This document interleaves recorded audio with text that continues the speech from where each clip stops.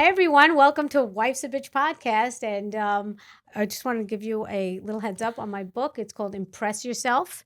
And I think you'll like it. It's on Amazon. And I am so excited to present my guest here today because she's one of my favorite comedians on the planet. So she really doesn't need an introduction, but everybody, welcome to my podcast, Lynne Koplitz, everyone. Hi, sweet Hi. Victoria. There's no applause, but you know what? They're Thank you. applauding at home. Oh, I hear applause in my head all the time. That's the way to do it. I hear laughter and Yeah, applause, yeah. and I have music that That's trails in my whatever head as I'm works. walking down the street. Whatever works. I'm going to put this on silent. I forgot to do that. Can I drink this? Because You could drink. I don't want to show the bottle because brand they name? didn't Are sponsor we allowed you, to so do they that? don't get to. That's right. They don't. This is just some weird random water I'm drinking So I basically just met you.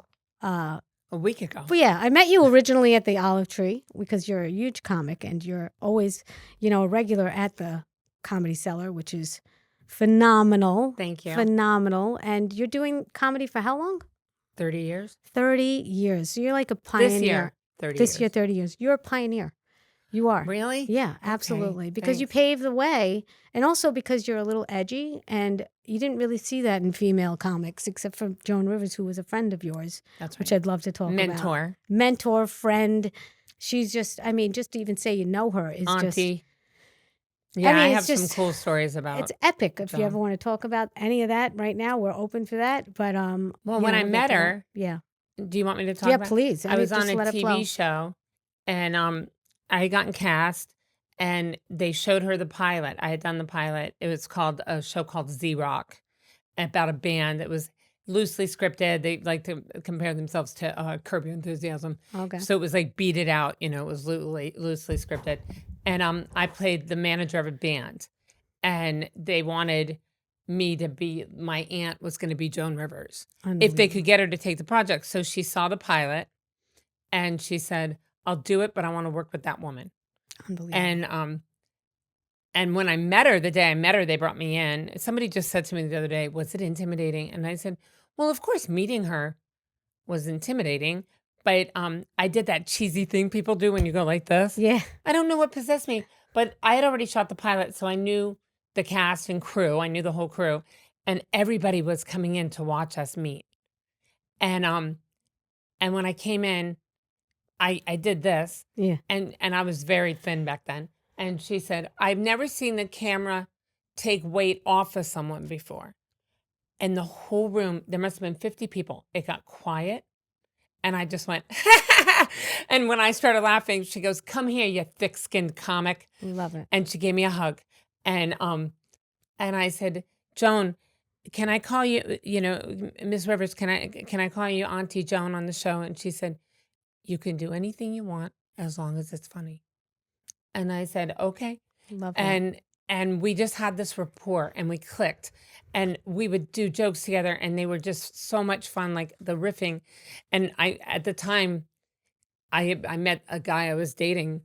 We weren't dating yet, but he was a sound guy.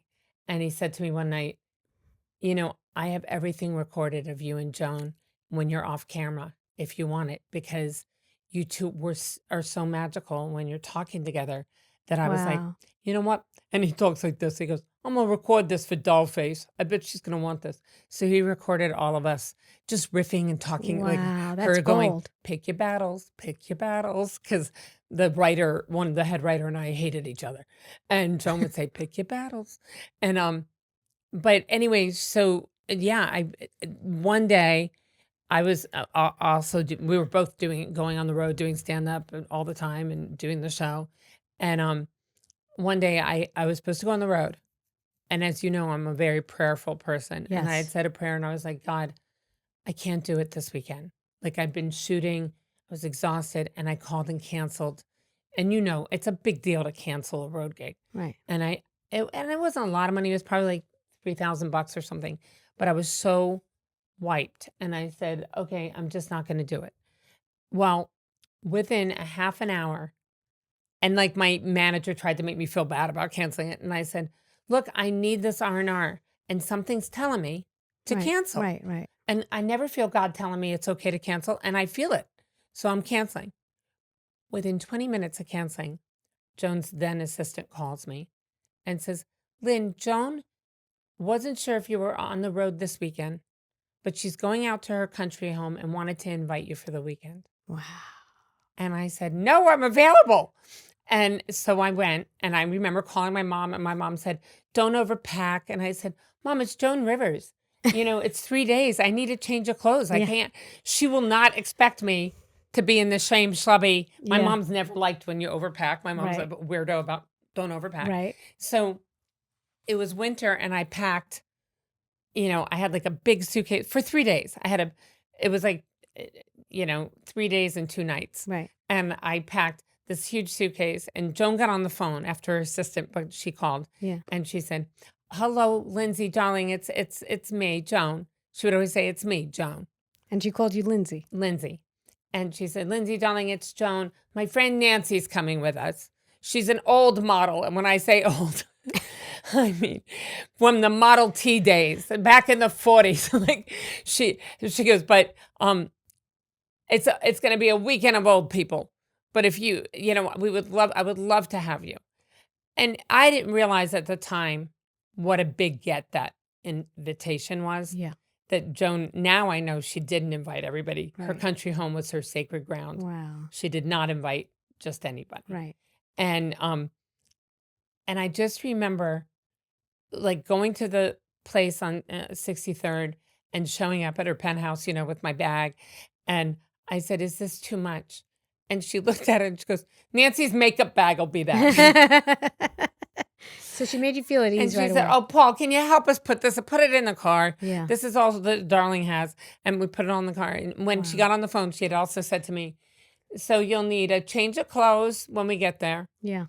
You'll need 2 changes for Saturday, and we'll have brunch Sunday, and then a travel outfit. And I said, okay. So she basically told me you'll need like 6 swaps of clothing and your house clothes. Yeah. And it was just the most elegant. Her home was beautiful. I'm sure. We pull up. Do you want to hear the story? Yeah, absolutely. And I think everyone wants to hear the story. and by the way, we get in this huge. I don't drive, Vic, so I never know what car I'm in. Right. Like just getting out of the Uber, I couldn't open the doors because it was like Tesla Right. or whatever, Yeah, and I yeah, was yeah. like, how do I get out of this? I'm a troglodyte. I don't know how to do this. So anyway, Joan's on the hump. Right. And Nancy's tall like me, so she's Right. with these 2 huge monsters. She's sitting on the hump in the back of this like Land Rover, like your car. Yeah. That's what it was. Yeah. And she's sitting on the hump. We've got dogs. The dog walker's in the front seat with the driver. That's so funny. And she's holding like 2 dogs. The one dog was farting the whole time, and I kept saying it was dropping roses. Like Joan kept laughing and saying, "Who told you that? I love that phrase." and we pull up to this. Remember the movie Philadelphia Story? Yes. That's what her country home looked like. Wow. It was just so beautiful. And we pull up into the drive, and she said, well, you're going to stay in Missy's room, Melissa's room, the blue room. Wow. And Nancy's like, well, Joan, which room am I? Am I in the my room? Yes, Nancy, you'll go in that. And Joan's looking at me like she's a lot. And He's a lot. and she lived like it was right near Westchester, but it was more exclusive than what actual Westchester. And we go in, and she said, all right, girls, it's 3:00, whatever it was. She said, we meet back here for cocktails with the guys. They're coming, and then we have dinner with Marnie, and that was her very best friend, and someone else, and her husband. And she said, whatever you're wearing to dinner, you can wear most of that to cocktails. I said, okay. So I had all these outfits, and I had sweaters that had like sable collars that I had bought on sale. Right. And I had them all packed. And the 3rd day, she said, every outfit was perfect. Oh, You were perfect. So elegant. that's so And nice. she'd say to me, she was the consummate hostess. And she'd say, so we're going to dinner. Tell me a story you want to tell.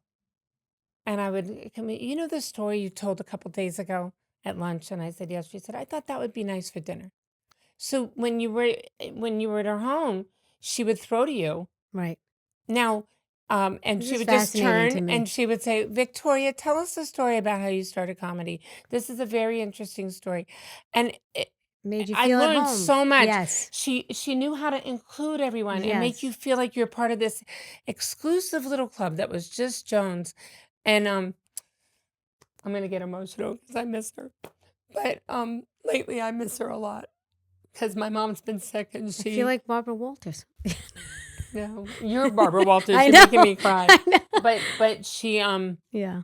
I'm so Yeah, unexpected in no, I podcasts. know. It's Sometimes I great. start talking about Yeah. God. Sometimes I'm bawling talking about, but Now, this is another side of Joan that no one knows, and I really appreciate this story because this is like really fresh, like right from well, your the next perspective. morning, and Yeah. you would do this. Yeah. This is because you and I bonded immediately. Yes. And are new friends. Yes. And tell me you wouldn't do this. So the next morning, I get up at like 5 Yeah. because I don't want to miss a moment of being there. Right. Of course. And like when I went into I wouldn't have slept. into the guest room, I went in the bathroom and there were fluffy robes, and in the bathroom there were all these elegant perfumes. Yeah. And when I came out for cocktail hour, I said I used the Chanel that was on Yeah. and she said, "Darling, if it's out, it's available. Right. If you have to dig in a drawer, you shouldn't use it. If you have to open a cabinet, you shouldn't use it except for in your bathroom, because I told you Right. there was a toothbrush and stuff in the cabinet for you. But otherwise, typically, Right. if it's out, it's She's a teacher. for She's consumption." a mentor. She was a mentor. Yes. In everything. Yeah. And it was, you could tell that with female comics, From her heart. she immediately felt a maternal, I have to take care of you. Yes. And not You're just very take care of you, but similar. I'm going to teach you your manners. Yeah. I'm going to teach you, Lynn, what just happened? But very protective and Right. very smart. Right. I mean, she was like Mensa smart. Like she Yeah. was a genius. Yeah. No, she was. And so this one morning, I got up and the staff was in the kitchen. Joan and Melissa had live-in housekeeping and stuff. Right. Of But course. but you'd be at Mel's house, Melissa's house in the Palisades, and I'd flip something over to see, and it had a TJ Maxx Right. sticker. Right. Right. But then she also had a Renmar. Right. So that's the two of them, the dichotomy of them. Right, I used to right. say my mother and I were the TJ Maxx version of Joan and Melissa. But and But that's that's why how they're still down to earth. That's why they were down to earth. they were down to Yeah. earth. Like we were shooting one time, and the TV show. This is before I was invited or anything, and I said to Joan, "I have an idea to get Melissa on the show." And she said, "Let's have lunch." And I said, That's "Mom, her world. it'd be funny if she's my cousin who hates me Oh, that's because so I spend funny. so much time with Mom." So it was hilarious. And we wrote a whole thing for her where she came on and she's like, "Mom, why do you touch her? Did you bring Purell?" Like she basically thinks I'm a whore because Right. I was managing people on the road. And Right. Right. Right. but it was so funny. It sounds And like it. and every time I would see her on camera, because one of the things I knew was that Melissa doesn't like to be called Missy by anyone but her mom. Okay. So when she came on set, I was saying, "Missy." Oh, no. My character would always go, "Missy," and she'd go, "Melissa." And I'd say, "Missy." That's gold.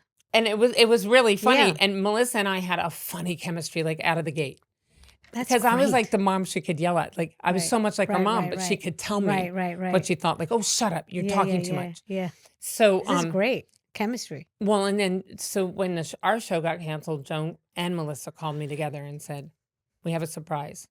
We got a new show and you're on it." Ooh. And it was very exciting, reality show. But anyway, the end of this is that I'm at her show at her home. Right. I wanted to tell you this story. Yeah. Yeah. And I get up early and I come out and the staff, like she had a groundskeeper / driver and a woman who lived in and was like her housekeeper and the dog walker.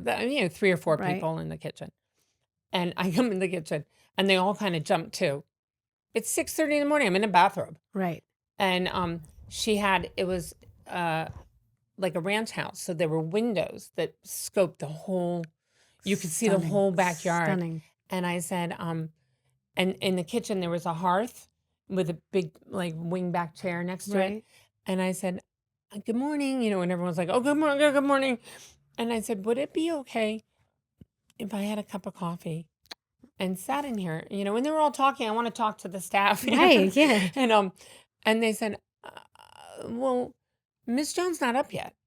And I said, "Oh, I didn't think she would be, but I didn't want to miss out on anything. And they later, I was told they all thought it was so charming. Oh, So one of them, and it was like there were like Thelma Ritter and it was all like something from the a 40s movie. I'm sure. And next thing I know, one of the women who was very close, by the way, Joan's staff were family. She put their kids through school, and they all came to Thanksgiving, and they said one of them came out and said, Joan's waking up.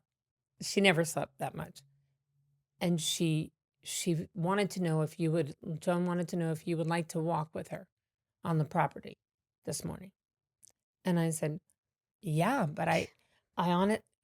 There was snow on the ground. I said, I really didn't. And they said, oh, we have Oh, boots they and a took care coat of for you. everything, So yeah. I said, okay. They said she knows that you brought only clothes for going out, Right, like right, entertaining. right, not- right, right. So they gave me Uggs and a coat.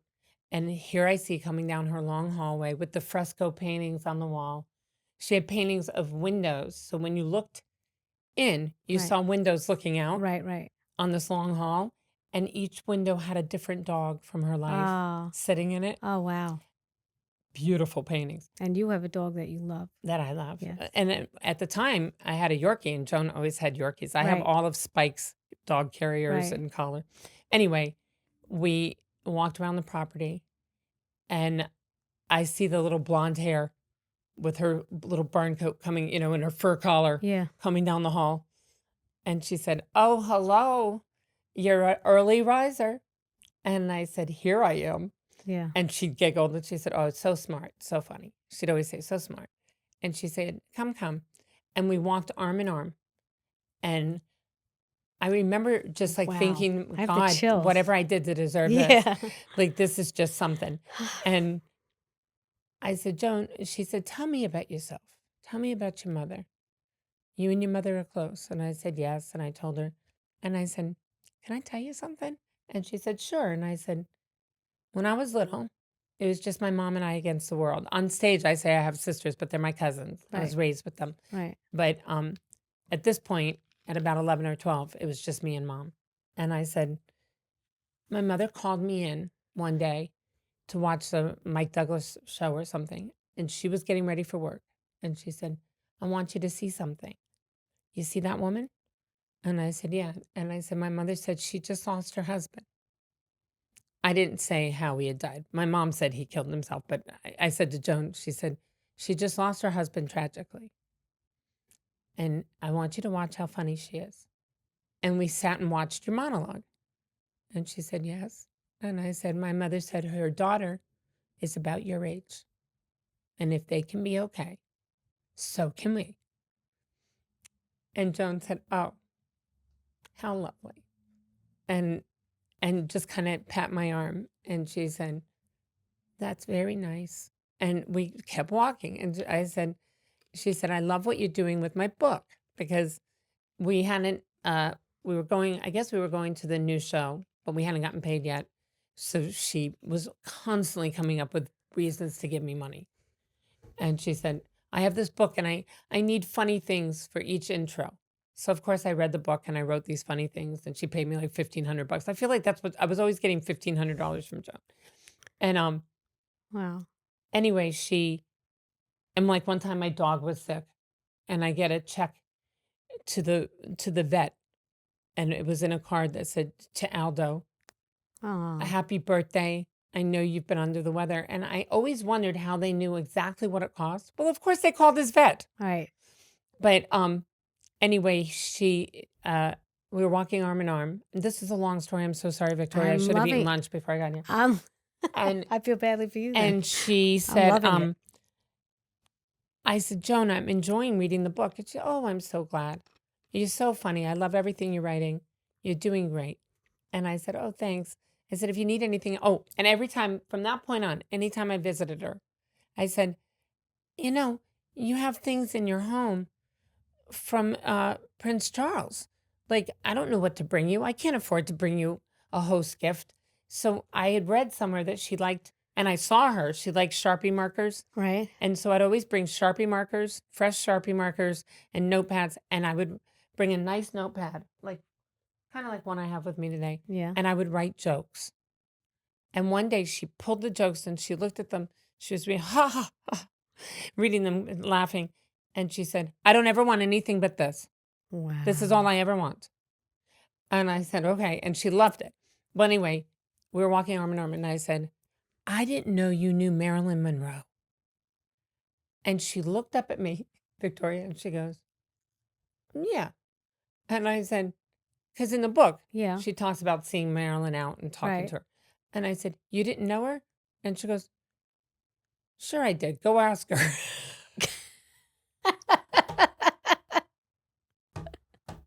In that case, I knew Joan. Well, but she met her. Yeah, you know, yeah. whether or not they really I met had, Joan once. whether they really talked. Yeah. Well, and it was funny too because comics, you know, they knew I knew her, and I would say like I'm close to her. We're friends. Right. And you know, she'd be at one of my shows, and people would go, "Oh, okay." And Vic Henley, do you know Vic, or did you know him? He passed away. I don't think so. He heard was of him. from the South, and Yeah. he called me one night, and he goes, "Lynn, you really know Joan Rivers?" And I said, "Yeah." Why, Vic? And he said, I was at the Friars Club and she was there. And I went over and I said, I'm Vic Henley. And she was very gracious and sweet and said, oh, nice to meet you. Are you funny? And he said, yes, I think I am. And she said, well, it was nice meeting you. And he said, but I wanted to talk to her more. Right. But everyone was pulling at her. And as she was walking away, I said, Lynne Koplitz. And he said, Lynn, if she didn't stop in her tracks. And she turned around and she said, who said her name? And I said, I did. And she said, come here. How do you know my Lynn? And he said, well, we worked together at the cellar. And she said, isn't she lovely? Now tell me about yourself. Aww. And she stood and talked to him more. And he said, I couldn't believe it. It was like I literally had said, Princess Grace. Yeah. And she you just were the stopped. passkey. Where is she? And I saw her and Melissa once. I was with my nieces at the Radio City Music Hall. They were with Cooper. Yeah. The grandson and Melissa's son. Yeah. And then he was like 10 or 11. He was a little boy. Now he's a grown man. Yeah. And I was screaming, Joan, Melissa, and they weren't turning around. Right. And they were, of course, because they can't turn around. Everyone's screaming their name at the Radio City Music Hall. And I just said, Joan Rosenberg. And she turned and I said, Melissa and Joan Rosenberg. And they both turned and looked at me. And I went, oh my God. And I saw Melissa go, oh, mommy, it's Lynn. And they ran over. But yeah, they were very. Oh my God. When they were on our show one day, what I started to tell you about them being down to earth, they were on our show one day and we had broken for lunch and they said, everybody's getting a per diem for lunch today. And it was like sometimes they would bring lunch on set and sometimes they would just give you $20 a piece. Right. And I came running in and I go, Joan, we have a per diem. Did you guys get your per diem? And she goes, what? How much? And I said, $20 each. And she said, go get it. And Melissa goes, I'm getting it, mommy. I'm getting it. Like they were not cheap at all. They were the most generous people. Yeah. But they also, if everybody was getting a thing, you know, like they were very down to earth, you know. And they were one of the people. Right. And then Joan would say, come with us. We're going over to Le Cirque or wherever we're getting. Exactly. And she'd buy us a $600 lunch. But, you know, it was very, you know, the $60 we all got for per diem would go to the waiter or whatever. But she was always a charming, lovely, generous person. And I believe it happened for you because you're so good. And I noticed that when I met you, first of all, the first time I met you, you were sitting with Brook Shields, not to drop a name, but not that we're dropping any names here today, but yeah, you were sitting with Brook Shields. Yeah, I'm only friends with icons. I don't have a lot of celebrity friends, but the ones that I'm friends with are iconic. Iconic. Huge. So you walked over to me at one point because I was sitting with Comedy Pete and you had a conversation with him before that.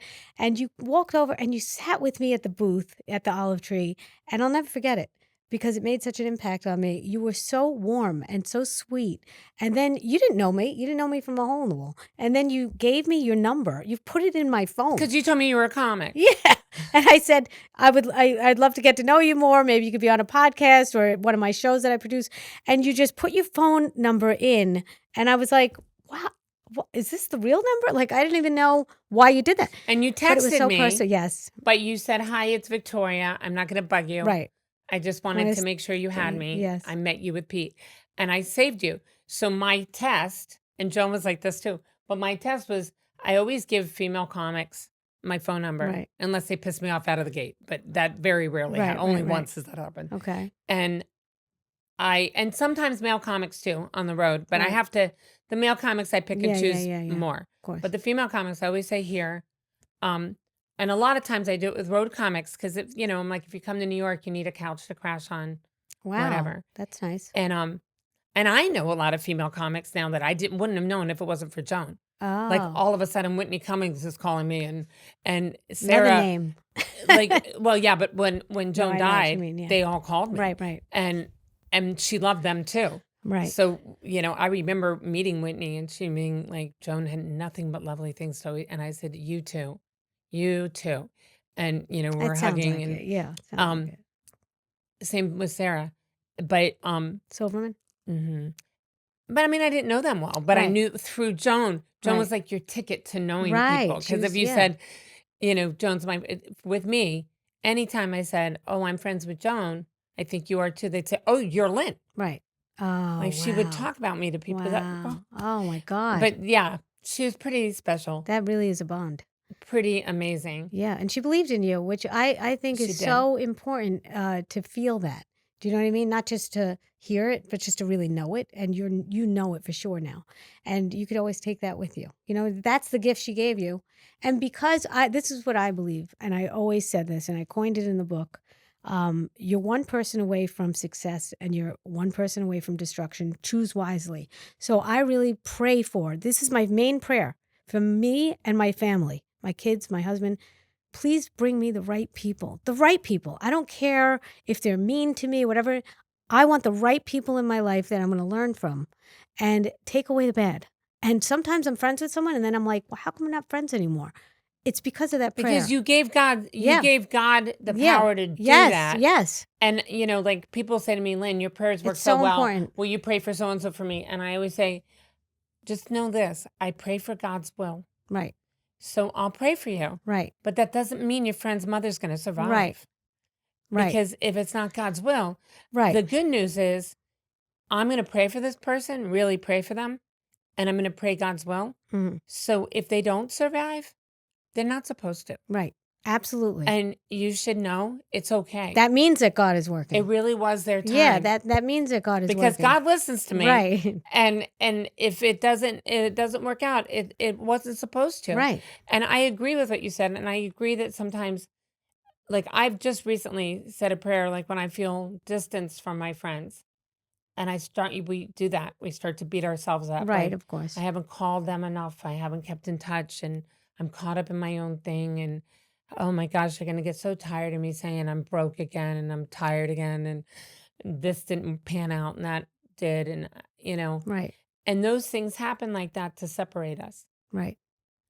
And those noises, they're not God. And Right. when they are mean to you, when you hear those mean voices that are separating you, the only thing you can do, I mean, for me as a Christian, Right. I just scream, get behind me, Satan, because that's not God. Good for you. And in Jesus' name, I bind you, get behind me. And I honestly, you know me, I talk about cock and everything on stage, and then I'm a God girl, so Right, it is right, very right, conflicting right. for anyone watching the show. But I'm not Jesus, I'm like Peter. But I always say I'm one of the stupid disciples. I'm not Jesus. I'm one that really loved him Yeah. and messed up all the time. But That's when he sends the angels down. He's like, do my dirty work. That's when I think God sends down the angels. well, I think he Which has I to think- send angels to help me because I Yeah. pray so much. I Yeah. think it's like she's looking for keys. Don't bother me when she's looking for her keys. When she's at a stoplight, when she's praying for the Uber driver to bring her glasses back, please don't bother me. But like if she prays for a new person we haven't heard of, for all means, like I used to pray for Louis all the time, and Louis would be like, "Could you not annoy God?" Can we just I tell feel like everybody you're who annoying. Louis is, please? Because Louis this is CK. insane. I just want you to know, I didn't know this, but I was Team Louis whenever he was going through any problems in the media. He doesn't know me, and I don't know him, and I would love to meet him one day. But I have to say, I didn't know that you opened for him, and I told you that I was Team Louis from before I knew that. From before. Yeah. So I mean, that was just a coincidence.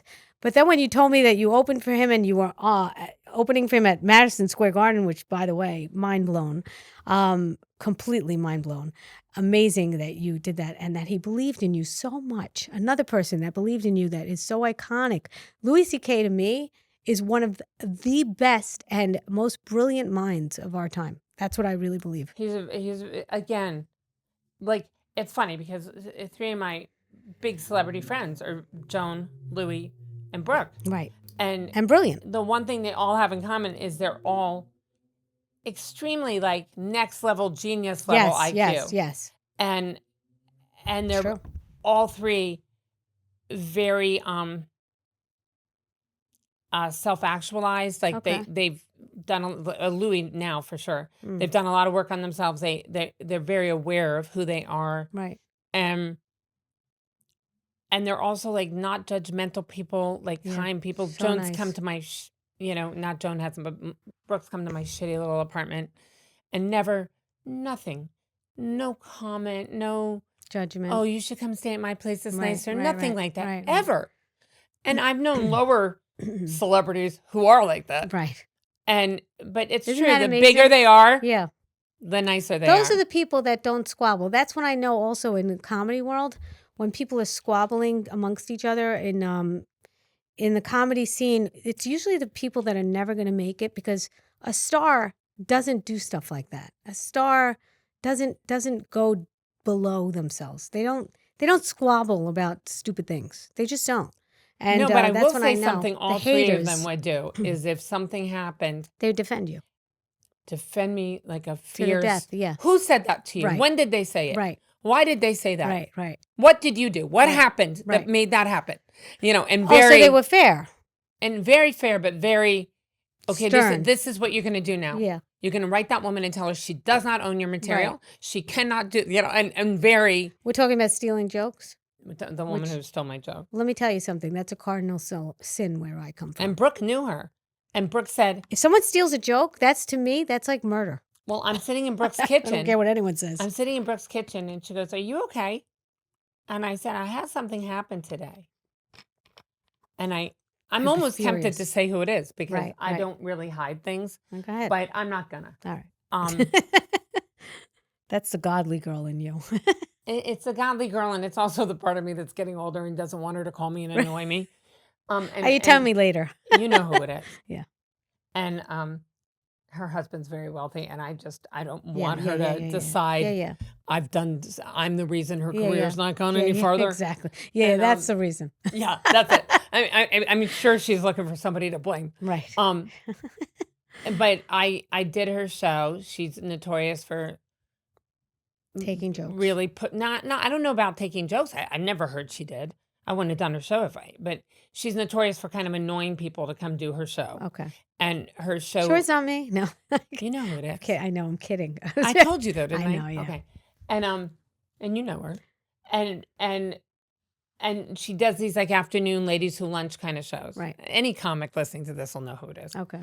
And I went to the show, and my friend Tom, who used to do warm-up for The View and everything, was hosting the show for her.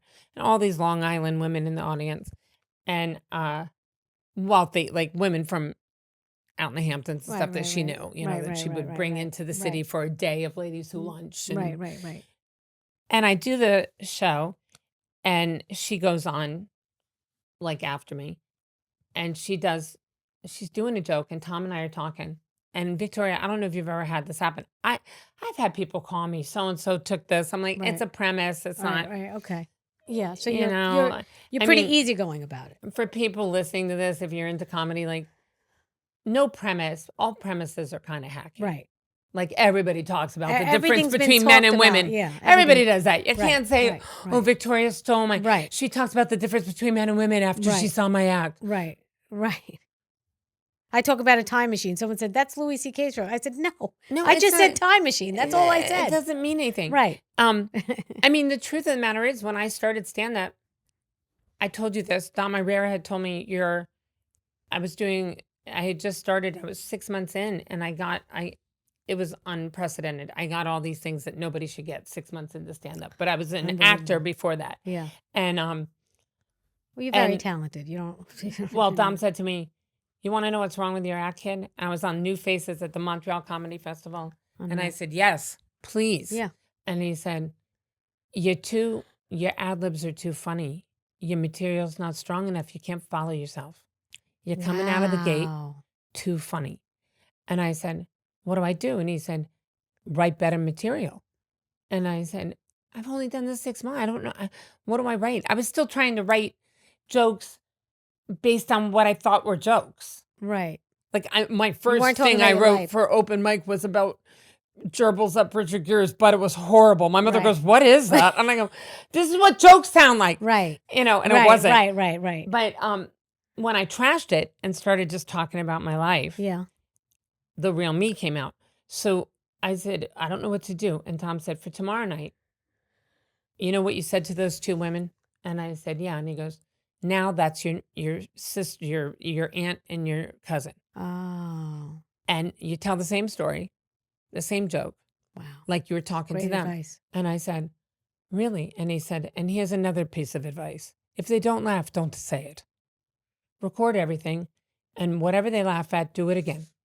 If they don't laugh, don't do it. If you're convinced it can be funny, then keep getting in there and making it funny, but don't open with it and don't close with it. Right. And it was, and I mean, remember writing these things down because Right. I'm like, this is gold. Yeah. And it seems simple, but it was gold. And I don't even know what I started telling you. Well, you were saying how when you were writing, when you first got started. Oh, and I Yeah. was talking about the woman. So when I first got started, I went home after Montreal and I thought, I got to write material. And he said, don't push it. Finding your own point of view takes a long time, blah, blah, blah. But I'm 6 months in. I'm like, what do you mean takes a long time? Like, I'm meeting with agents and stuff. Like, I got to. 6 months in? I got to It's do something. unprecedented. I got to do something. And I, you know what I did? What? I pulled up Chris Rock, not Pryor, Rock, Bill Hicks, and someone else. But I know Rock was the main one.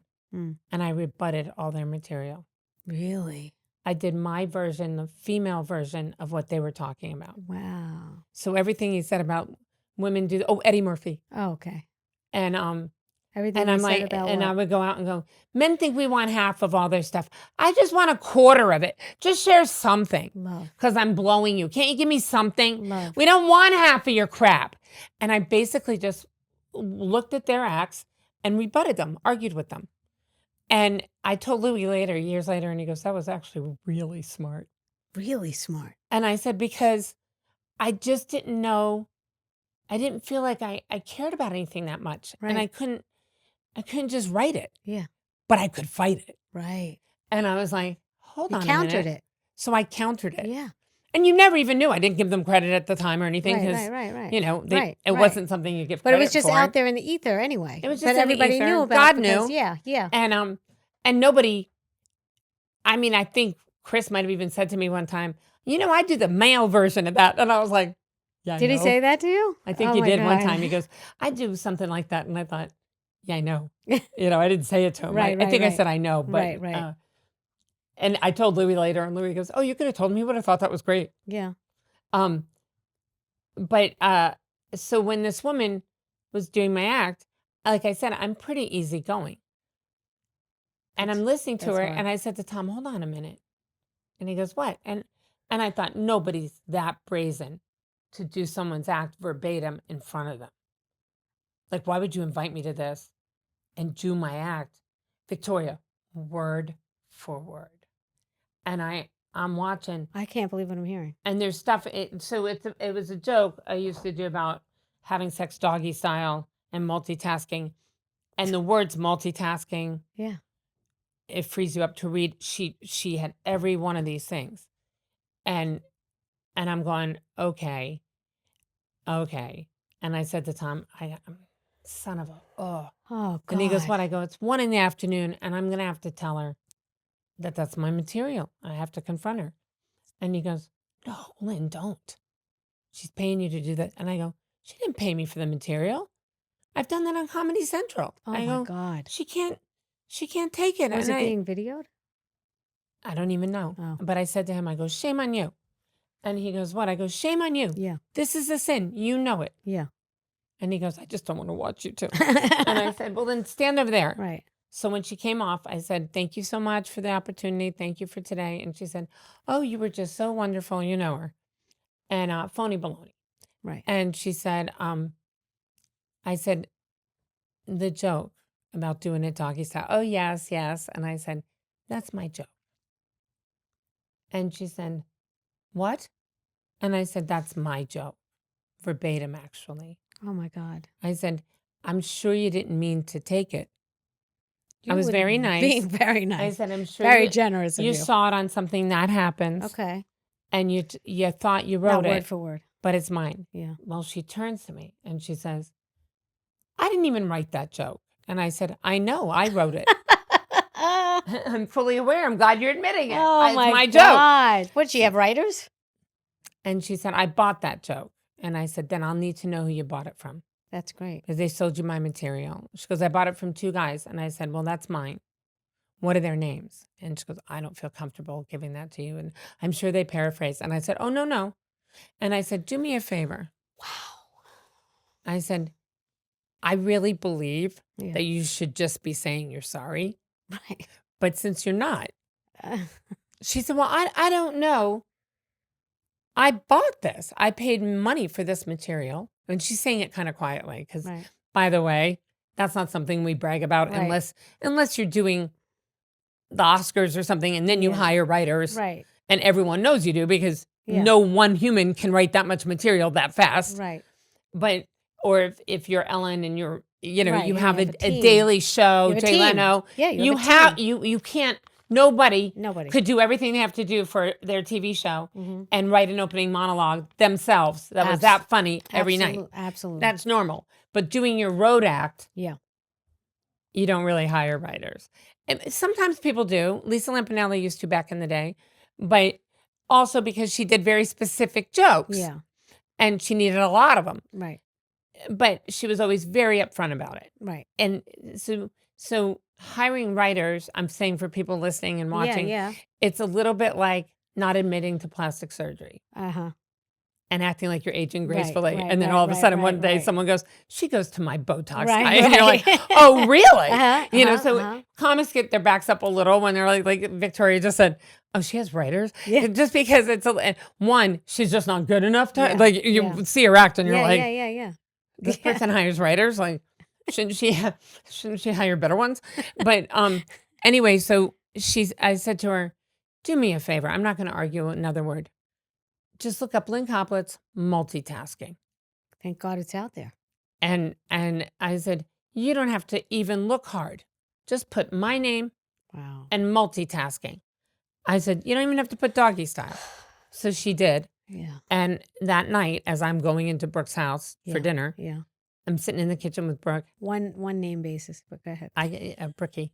And I get this. Brookie. I get Yeah. this thing. And I go, oh. So I tell Brooke, this woman had me do her show. And I'm doing the setup. Right. She's been bugging me to do it. And she goes, let me guess her name. No way. And Brooke says her name. And I go, how do you know her? She goes, I went to Princeton with her. And she said, and Brooke's best friend from school is, I think she talks about her, so I can talk about her. Brooke calls her Bad Lisa because Lisa was like a bad influence. Right. She's awesome. She owns a company. She's not even in comedy. Right. She's a wonderful person. Yeah. And Brooke's best friend in the world.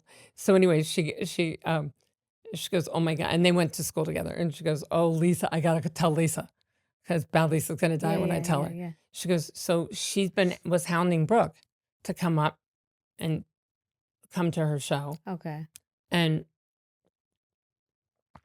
Brooke's like, it's all the way uptown. We live downtown. She Right. goes, it's all the way uptown in noon. Right. So Lisa and I go, okay, we'll go. Oh. She goes, we go up. She said, Lynn, she goes, she takes a gazillion pictures with me.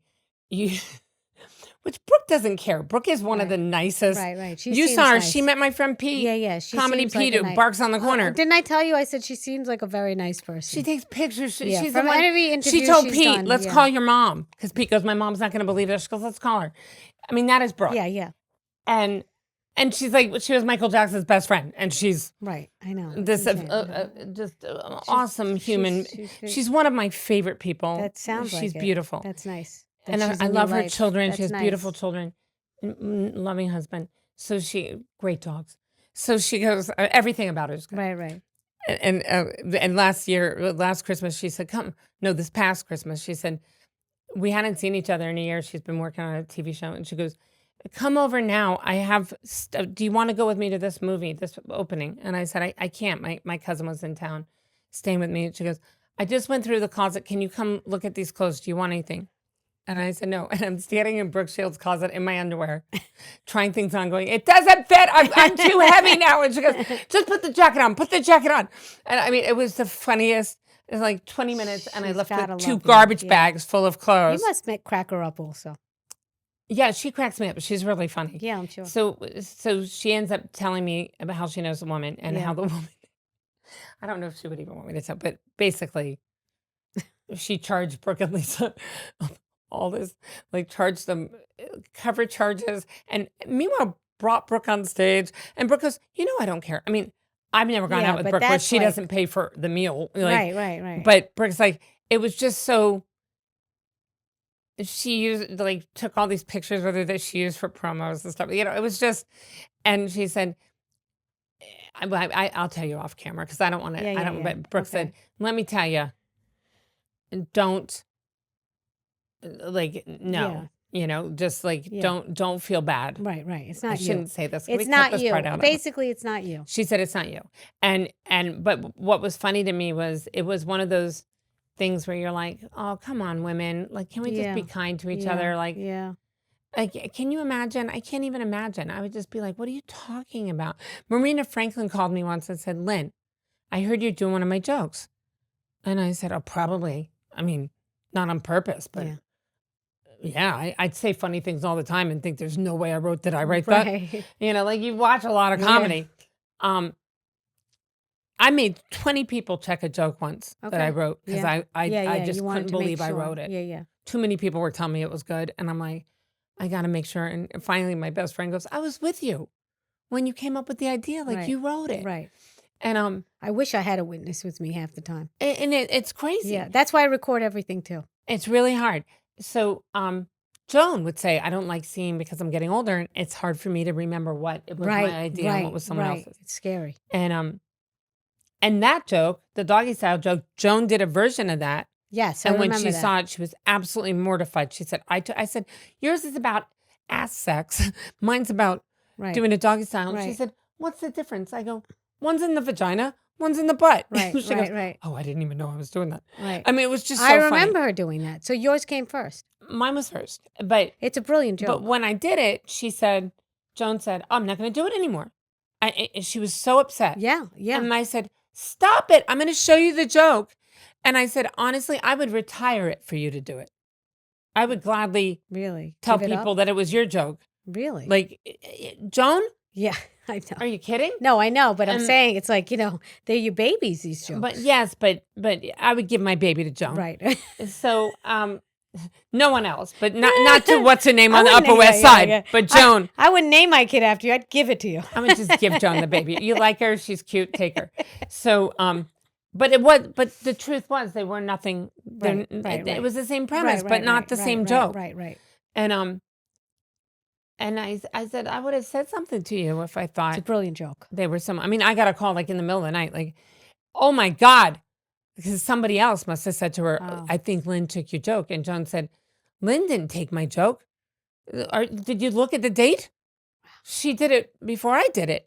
And she said, but oh my gosh, did I see something? And I said, Joan, it's not the same. It wasn't. If you watch it, you'll see they're totally different jokes. I like to tweet things, or you call it X now. I like to write them out. So I have the date stamped on it with my name on it. Oh, that's smart. And then I know that I did the joke on that first. So if somebody takes it, I just don't care. Right. I mean, if it's a gem. But Joan, we were both talking about how we like having sex that way. Right. So I had a joke. And we both had similar reasons, but not the same at all. Right.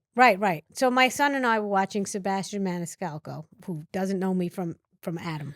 And we're watching the special together, and he says a joke, and it's so similar to mine. So similar to mine. I'm like, did he see that on YouTube? Did he? We almost fell off the couch. My son says, "That's your joke." But I it said, wasn't. It's not But it was exact. similar. That's so what I'm saying. similar. When- but and the it, woman- but it could have. But he could have taken. He could have seen it somewhere and then taken it without knowing. Yeah, but again, That could premises, happen. Things that are It was not similar, It was very similar. But ideas are not that unique. No, I understand. It's when they take the actual words. Yes. Where but, you go. But there was one switch only in the joke. Well, with Marina's, So that's what why she I called was me like, about yeah. was I took one little thing out of it that was completely hers. When I saw it later, I go, oh yeah, I must have heard that. Yeah. Or I just came up with it and she had it first. And it was about having sex and having someone, I said, oh, put an elbow and massage me while you're back there. Oh. And apparently she does a whole thing about it. So when she called me, she was a little defensive with good reason. Okay. And I said, oh, yeah. I go, I did it once at the cellar. I was just trying it. And I said, I didn't even really, that was one where I said, I didn't even really write that out. Right. It was just like a riff, but maybe I might have riffed it because I heard you do it. Right. And I said, I'm so sorry. Right. I'll never say that again. Of course. And I'm really sorry. And then I said, hey, you weren't there the night that I did that. Who told you I did it? And I love Marina. She goes, Keith. Ooh. And I go, that son of a bitch. So I called Keith and I go, you little weasel. And he goes, what? I go, you called Marina. He should have told you first. And you got her upset Yeah. over something I could have called her about. Right. Or not called at all. No, I would have, though. If he'd said something to me, Marina, I would have called her immediately and said, I did a joke. Yeah. I mean, I was doing, when I wrote that joke about Jesus. Yeah. I had another one about Adam and Eve. Right. And I wanted to do it on my special. But I remembered vaguely one time Owen, what's his last name? Gary Owens? No, Owen Smith. Oh. Comic. I can't remember his last name right now. I remembered he was living in LA now. And it's 10 years later. But I've been always holding this joke on ice. And I wanted to do it. But I remembered he had one similar. Right. About Adam and Eve. Right. And I thought I remembered one thing that in there that might have been, I didn't remember what it was. Okay. But when I saw him do it at Gotham one time, thinking to myself, and a lot of people don't know, but we'll run up to each other and go, I have a joke that's similar. Right. Like right out of the gate so that they know I have something similar. It's not the same, but it's similar. I called everybody. I said, I can't do this in good faith until I talk to him. Right. So my agents and everyone are finding his phone number for me and SDK, they all here. Right. Hadn't talked to him in maybe 10 years. And I called and he said, Lynn, how are you? I heard you were trying to get a hold of me. He's working on some TV show in LA. Yeah. And I said, you had a joke. And I had one too. And there was silence and he said, do it for me. So I did mine. And he goes, nope, not the same joke at all. Good. And then he said, can I tell you something? And I said, yeah. And he goes, I think this is the classiest thing anyone's done in a long time with me. Yeah. And I said, what do you mean? And he goes, Lynn, if you look around, you won't find it. I haven't done it on TV. You could have just done it. Okay. And I said, but no. Well, I'm gonna. And he goes, no, you checked with me. That's right. And he said, because you knew we were really similar. And he said, I think that's really classy. And I said, well, I mean, I would have bought it from you, to be honest. If you hadn't done it on TV, I would have just said, can I do it? And I'll give you a couple $100. Right. And I mean, if it was that similar, where he said, oh crap, I was going to do mine on whatever, I would have just said, can I have it? And usually we're pretty good about giving each other things. Okay. Don't you think? Yeah, Comics aren't. Yeah. I don't think we're that crazy. No. I mean, we'll say, oh yeah, or no. I think Danny Cohen shared a joke with somebody once. And he said, okay, but we both have... Well, I called Melissa and asked if I could have some of Joan's jokes back that I'd written for her. And she said yes. She said, oh yeah, it's fine. Before I wrote the title of my book, Impress Yourself, I asked James Altucher, who was a friend of mine, he wrote something yourself. And I can't remember what it is now, but I said, is it too similar? He goes, go with it. But I think he was happy that I asked him first. Of course he was, because it's just acknowledging to someone courtesy. things don't just come, you work Well, hard you on them want to and treat somebody the way you would want to be treated. you want to treat them the way you want to be treated. Right, exactly. And honestly, that woman on the Upper West Side, I would have had no issue if she had just said to Asked me, you or told you. Lynn, I sometimes buy jokes. Right. Or I'm Oh, sorry. and then Just I'm sorry. I am so mad Yeah. at them and so sorry. Right. Like, oh my God, I'm That's what I'm mortified. saying. And then even said, if I was stealing it, I never would have done it with you on the show. Yeah. Which would have been hilarious. Right. And I would have said to her, I didn't think so. Right. And but then when she wrote me, and the reason Brooke had even said anything, Right. was she wrote me that night and she said, Oh. well, look, I guess you were right. Oh. No apology. I guess you were right. Mm. And then she said, I noticed someone at the show, someone had come up to me. Right. And it said, do you ever do private shows? Well, Victoria, the reason we even do these afternoon shows and stuff is because we do hope somebody books us for a private show. Right. And wealthy women from Long Island are Right. just the ones who book you to come out to the Right. Hamptons in the Yeah, yeah, summer yeah, and yeah, do their yeah. beach party Yeah, of and their course. white party. And, Of course. You want another connection out of it. right. You make 10 grand having fun in the Hamptons for Right. the weekend. So I just saw my neck pile up. Sit up straight. She's hilarious. So Crash. yeah, I have so many chins. I need 3 more gigs so I can get rid of that. So she said, she wrote me, and you're gonna die when I tell you. And she said, I noticed a woman asked you if you were available for a private event. And you said yes. After writing, it turns out I did steal your material.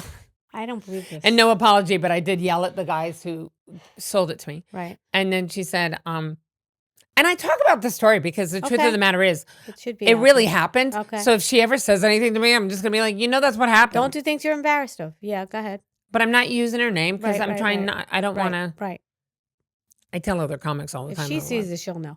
But yeah, That's fine. I don't think she's going to see it. And then she said, I have my own management company and I would appreciate it if you gave anyone, when you do my shows, anyone who's interested in you, if you filter them through me. And I will book the gig for you. And I will basically act as a manager for you. Like she wanted to take a commission, Right. basically. Right. And that's when Brooke said, I know who this is. Don't say another word. And went through the whole thing and said, Lynn, don't even give it a lot of argument. Just Right. say, I have representation. Good. And that's what Okay. I did. I wrote back and said, She's smart. I Brooke. can't do that. I have representation. Right. Sorry. Good. Perfect. And then and just recently she smart wrote me answer. and said, do you want to come to my show again? Do my show. And I said, I can't. I don't go above 14th is what I told her. I'm not coming above 14th anymore. But, Wow. and it's too bad because I like her room. It's a nice room. Yeah, you'll get another room. I have to ask you this question. Victoria's about like, you. whatever. My husband's got money. I'll open a room for you. I'll open a shrine for you. Anyway, what I wanted to say is also we usually do Ask a Bitch, the segment that people write into my wifesabitch.com, and they ask relationship advice. We probably only have time for maybe I one. talk too much. No, it's fine. No, it's not too much at all. I wish this can go on for 3 hours, but I wanted to say also, I wanted to ask you if you ever wanted a sitcom and your method of writing. Those two are the questions, if you can give an answer to, I would like to know your method of writing. My method of writing Method is to very madness. bizarre and very fearless. I usually just, if something happens and I think it's funny, Mm-hmm. or if I'm scared of something, Oh, or I'm upset or worried about something, Okay. or there's something in my life that I can't change, Mm. I will sit down and say, okay, God, how do I make this funny? Okay. Help me find the funny in this. Right. Because every single thing in our lives has God in it. Yeah. And every single thing bad, it says God works all for good. Yeah. And there's a way to touch people with the things that hurt you. And I have a joke about rape that literally It's phenomenal. was born out of fear. I was laying in my room by myself. I had just gone through a breakup, looking at the fire escape with my little knife under my bed. And I thought, God, this is my paralyzing fear, is to have someone break in my apartment and hurt me. And and I said, am I really just, please protect me all the time and my dog. Like, I don't ever want that to happen. What would I do to defend myself? And I had my little knife, and I had just gone through this breakup. And I just heard God say, you could love him. If you love the rapist, he'd probably go away. And It's phenomenal. I thought, even a rapist would leave me. That had to come from God, because that is such a brilliant And joke. all of a sudden, I heard, write it down. And I never write jokes down, but I heard write it down. Wow, you never write jokes. And I wrote it down. And I tried it at the stand with Sebastian, was on that show. And he said that one was good. And it was the first time I'd ever done it. Didn't Louis C.K. say, are you doing that joke? And you said yes, and then he put you right before him? Yeah. Phenomenal. On the garden. And at the Madison Square Garden. Insane. And I couldn't, so my method of writing is usually to be kind of fearless and to throw stuff out there that scares me or I feel uncomfortable with, I mean, like, now I have a thing where I always, and I try it, and if it gets a laugh, I try it again. Yeah. And I'm very blessed in that I get stage time whenever I want it. And I have since I started. And that's not a gift that all comics get. Yes. No, that's not. And I vouch for that. And it's real. And I hope people know when you watch a live comedy that sometimes you're seeing comics that haven't been able to try this in front of an audience much. Right. So it's their own ideas, what they think is funny. Like when I featured for you recently, I was, not sure about a joke, but it's like jumping off a cliff. And I'm like, am I trying it here? I don't want to piss you off because you're the headliner. And I also don't want to piss off the audience because they're your audience. So to me, it's like, just the difference of and you said to me, I had a blank moment. Yes. Victoria came back. She was killing. This is what comics do. She was killing. Spot.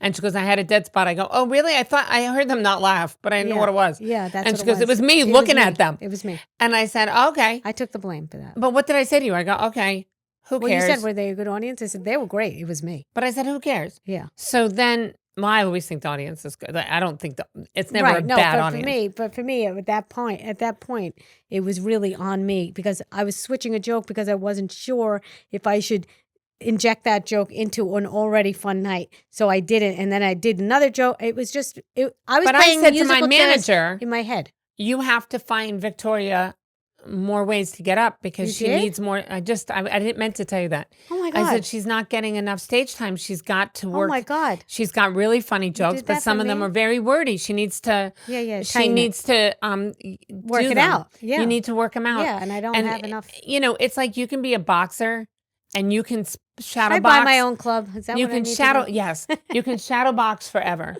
but when you get a person in front of you, right. It's a different game. Yes. It's a gym membership. You're doing the ab workout.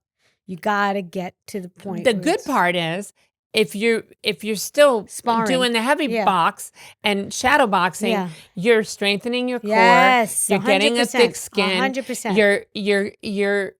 You have the combinations ingrained. Right. So when you do get the partner, right.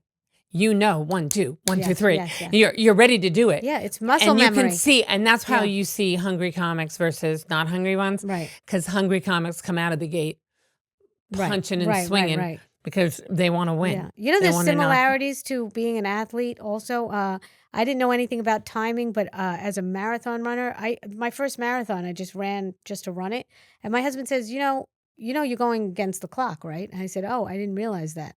So the next time I thought I was supposed to just run it. He says, no, try to work on time. And he gave me a whole training method. And because of that, I was more cognizant of timing because timing was everything. And then our friend, mutual friend Sharad told me, you're stepping on laughs. You could just wait and wait for them to laugh. Don't step on laughs. Don't step on laughs. That's the gold. You want to wait for them to keep laughing or let it land. And I was on to the next joke and on to the next joke, so I didn't forget it. And I was, I'll say, if you don't stop laughing, I can't do the next joke. Right.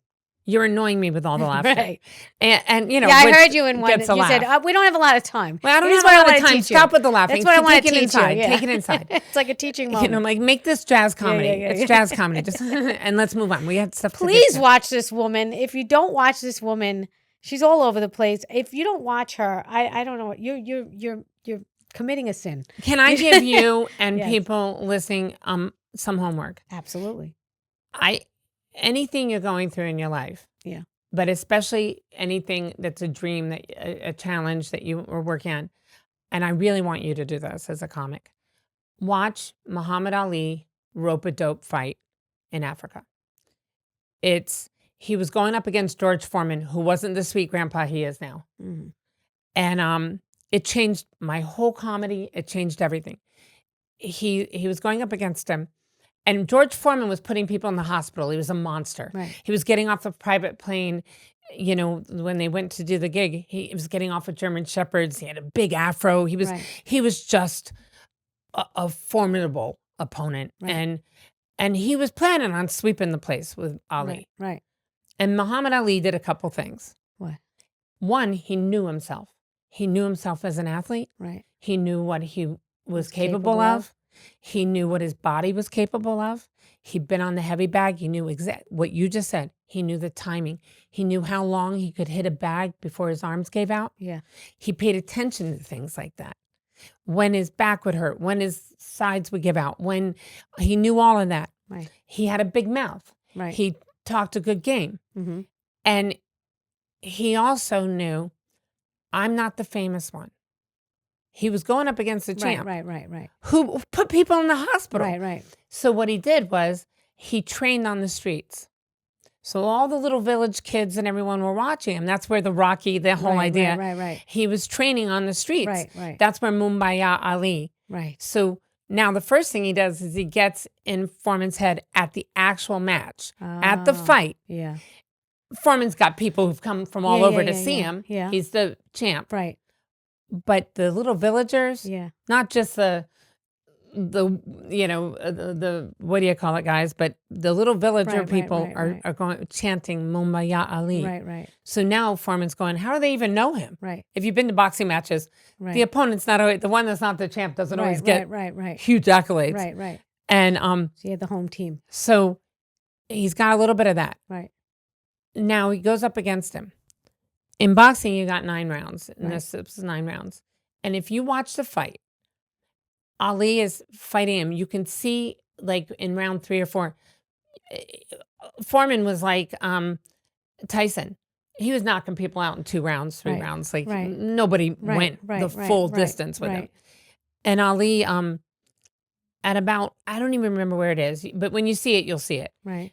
You see him hit him with everything he's got, like a good cross right. And you literally see George Foreman go like this. He shakes it off. Right. And then beats Ali, like just pummels him. Right. So you can hear the announcers, Cassell, and everybody kind of going, what's he doing? Yeah. Because he goes to the ropes. And it's a famous thing called rope-a-dope. One thing, it makes me cry. One thing Ali knew was he knew that if you punch somebody full force on a heavy bag with everything you had for like 2 minutes, that your arms would give out. You just couldn't do it longer. Right. But it had to be with everything you had. Right. So if you watch him, he's on the ropes. Yeah. And this guy is giving him, if you've never been hit in the head or in the face. Thank God. With full force. A full force. Yeah. If you've never been in the front of and thanks to my friend Louie, I've been to many matches at the Garden, ringside. Bones cracking, like it's a full assault on your senses. Wow, I can't even imagine. Like just not hitting the ground is a thing. Right. And he's on the ropes with his arms up. Right. But if you look, and I challenge everyone to watch, you see his mouth moving. Wow. So he's telling Foreman, I'm gonna fuck your mother, your grandmother, oh my God, your daughter. And Foreman's getting angrier and angrier and angrier. And now we're like, I think it's like round 7 or 8. Yeah. And they're screaming like you don't steal material. Right. In boxing, you don't go to the ropes. Right. You get off the ropes. Right. That's how people knock you out. Right. And they're all telling him, get out of the corner, get out of the ropes. His own people are like, so what are you doing? And you see Ali, and I have been told by somebody, you got to watch this. Right. I'm watching it on the road by myself. I cried so hard I couldn't. He's like this. And you can just see Foreman just wants to kill him. Right. And Foreman's people are screaming, champ, pull back. Yeah. Because they know he can't. This survive guy, it. Yeah. Ali had trained his core Oh, so well yeah. that he was protecting his face, but he was Taking taken, it in the and to abs. get Yeah. hit like that in the kidneys, it's like you start pooping yourself and Right, peeing yourself. right, Like you right, can't, right. things shut down. Right. Well, sure enough, all of a sudden, Ali's like this. You see Foreman go up, Yeah. and his arm Oh, goes like this. wow. What a And science. no, the part that will make you scream when you see it is you see he's like this. Yeah. It's like watching a panther. All of a sudden, you just say, boom, Wow. and knocks him out flat. Wow. And it is like, when you watch it, Yeah. you just go, ah! Like it is like yeah. nothing I you've gotta ever see seen. it. And to know, and when I saw that, I went back on the road after that. And I go out and I was getting heckled. I was in Richmond, Funny Bone, place is packed, 500 people. I'm getting heckled. And one of the bouncers was a friend, and he was an old boxer. And he started in. He had a whole team that would line up on the wall. Yeah. Back when bouncers were really worked in clubs hard. And I said, I got it. My long blonde hair, and the guy was all the way in the back of the house. And I said, do me a favor, stand up for a minute. And the guy wouldn't. I go, stand up. I want to see you. Right. So he got up, and I said, sit down. I go, no, you know what? No, get up. And I made him get up 3 times. And the 3rd time I go, you always do what a woman tells you to do? Sit down, pussy. Love. And I go, if we were in the jungle, I just took your arms and beat you. I won. Oh my God, I love And you. afterwards, the bouncer said, you roped a dope. Oh my God. How'd you know? How did and he he goes, know? I knew it. Because of the way I kept sucking him in. But that reference. Whew. All right, this was phenomenal. I wish it could be 1,000 hours. I'm so We're gonna do sorry. it again. We're gonna do it again. I We're talk gonna too do much. No, I'm gonna have her again. I just want to let you know. We didn't get to ask a bitch. It's okay. We're gonna do it again. This is Lynne Koplitz. You better watch this bitch. Bitch. This is wife's bitch. And she's my bitch that I love so much. I'm She's nobody's wife. She's but if I nobody's was- wife, but she's a son of a bitch. She's a bitch. She's a great, amazing woman. Thank you Thank so you. much So for are being you. here. So are Thank you. you. Thank you. I appreciate you being You're here. such a nurturing, wonderful person. I loved you That's right very away. sweet. My Thank new you. friend. My God, I'm gonna cry. All right, guys. I'll see you next time on the next episode. Thank you.